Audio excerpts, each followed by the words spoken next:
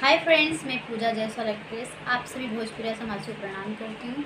हमारे बीच एक नया चैनल आया जिसका नाम है तमन्ना भोजपुरी म्यूजिक चैनल। तो आप सभी लोग उसका वीडियो देखिए और कमेंट्स बॉक्स में ये बताइए कि कैसा लगा आप सभी को, और लाइक कीजिए, शेयर कीजिए और ज़्यादा से ज़्यादा सब्सक्राइब कीजिए। Thank you.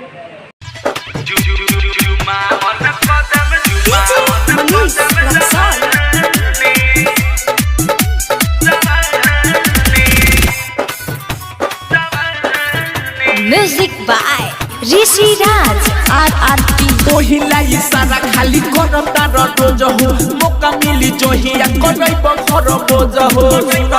कही करो पहिला इशारा खाली करता रोज हो, मौका मिली जोहिया करब घर बोझ। फिर रह तू कभी हम न मानी यार मुने बता में, यार मुने बता में, यार मुने बता में बोलई हो चुमावन कदम जवानी। यार मुने बता में बोलई हो चुमावन कदम जवानी।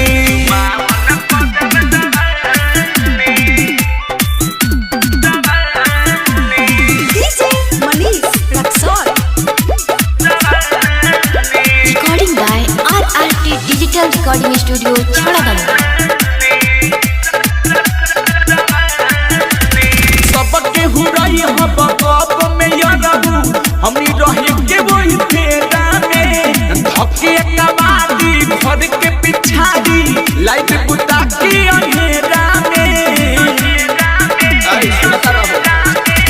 सबके हुराई हम बाप में यारू हमनी रहे के वही फेरा में। धके कबाड़ी घर के पिछाड़ी लाइट बुता के अंधेरा में। उहे काम होई सब जाई सोई दादा के कली होने वाली। इया रबुने मता में, इया रबुने मता में, इया रबुने मता में बोलई हो चुमावन कदम जवानी। इया रबुने मता में बोलई हो चुमावन कदम जवानी।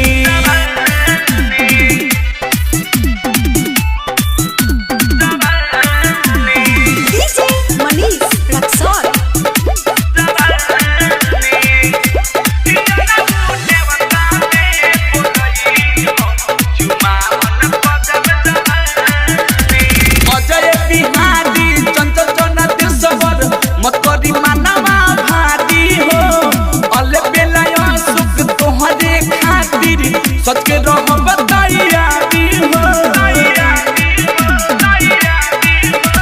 चंचल चना दिसवर अजय बिहारी मत कर मानवा भारी हो। अल बेलायो सुख तोहरे खातिर सच के रहो बताइया हो।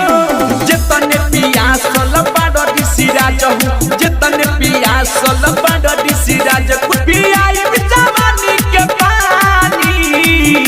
यार मुने बता में, यार मुने बता में, यार मुने बता में बोलाली हो चुमावन कदम जवानी। यार मुने बता में बोलाली हो चुमावन कदम जवानी।